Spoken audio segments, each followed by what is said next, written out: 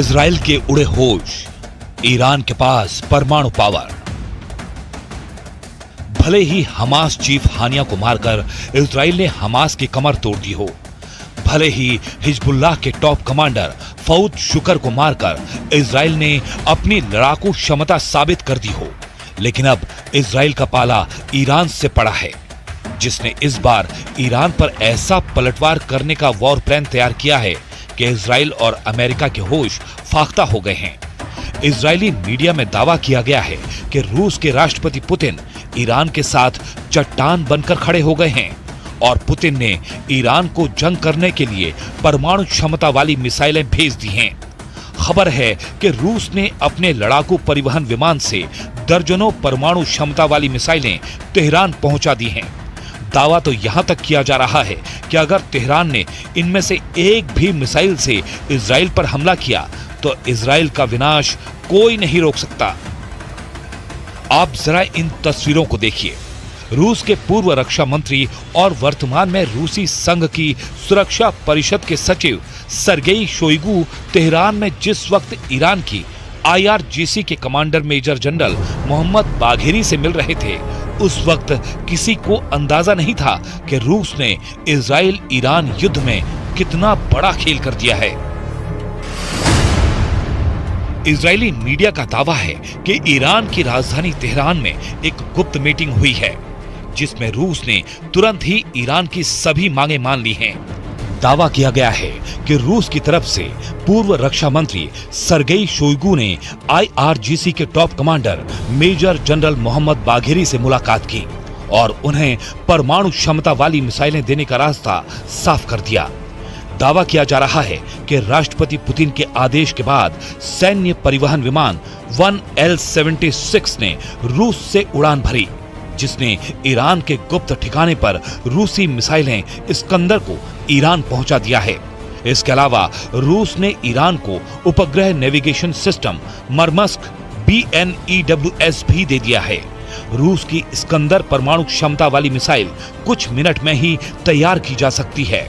इस मिसाइल के मिलने से ईरान अब इजराइल में घुसकर कभी भी हमला कर सकता है, जबकि रूस का उपग्रह नेविगेशन सिस्टम मरमस्क BNEWS ईरान को ऐसी क्षमता देगा कि इजराइल के लड़ाकू जेट और मिसाइलें हमला तक नहीं कर पाएंगी।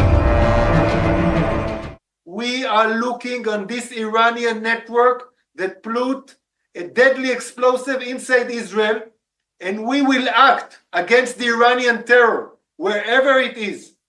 We will not expect, we will not get any Iranian explosive devices here and not do anything. We will act determinedly against the Iranian terror wherever it is.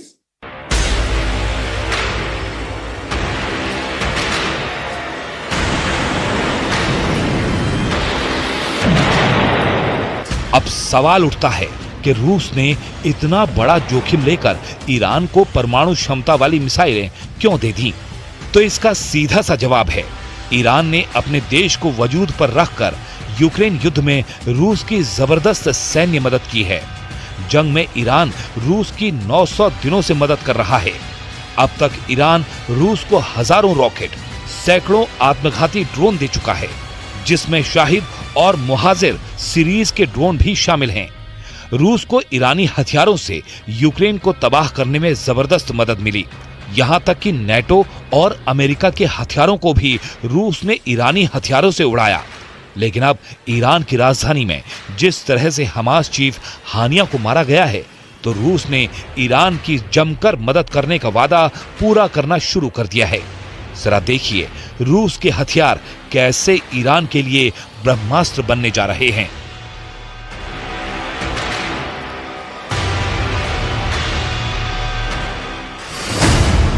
Israel के उड़े होश, ईरान के पास परमाणु पावर।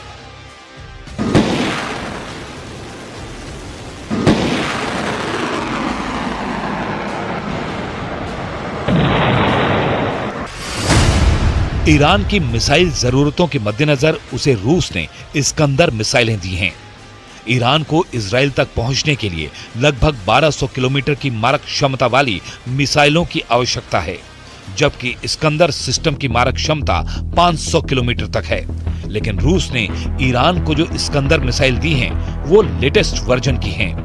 इजरायली मीडिया के मुताबिक रूस ने Iran को 1500 किलोमीटर तक हमला करने वाली R-500 क्रूज मिसाइलों के साथ इस्कंदर के सिस्टम दिया है, जो ईरान को जबरदस्त मिसाइल पावर दे रहा है। इस्कंदर के लंबी दूरी तक मार करने वाली परमाणु क्षमता वाली मिसाइल है। इसके अलावा रूस का मरमस्क BN सिस्टम ईरान को दिया गया है। इजरायली विदेश मंत्री कार्ज का साफ कहना है कि ईरान इजराइल पर बहुत बड़े हमले का प्लान बना चुका है, यानी ईरान अब रूसी मिसाइलों से इजराइल पर हमला करने जा रहा है।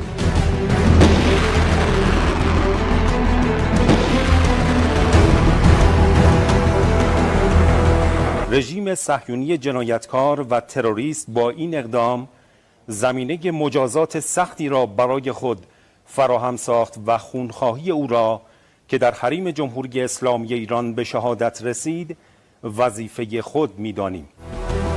अब आप ये भी जान लीजिए कि क्यों ईरान को रूसी हथियारों की जरूरत पड़ रही है।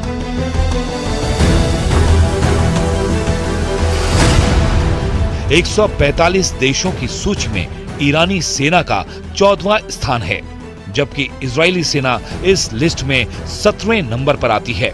अगर सैनिकों की संख्या की बात की जाए तो ईरान के पास 6,10,000 सैनिक हैं, वहीं इजराइल के पास 1,70,000। लेकिन ईरान की हवाई ताकत कमजोर है। ईरान के पास कुल 551 एयरक्राफ्ट हैं, तो इजराइल के पास 612 एयरक्राफ्ट हैं। ईरानी सेना रैंकिंग के मामले में भले ही इजराइल से आगे हो, लेकिन जमीन पर वो कमजोर ही नजर आती है। कुछ महीनों पहले ईरान ने जब इजराइल पर हमला किया था तो उसकी 99% मिसाइलों को आयरन डोम ने हवा में ही इंटरसेप्ट कर दिया था। ईरान ने इजराइल पर तब 300 मिसाइल, रॉकेट और ड्रोन दागे थे, लेकिन इससे इजराइल को कोई बड़ा नुकसान नहीं हुआ था।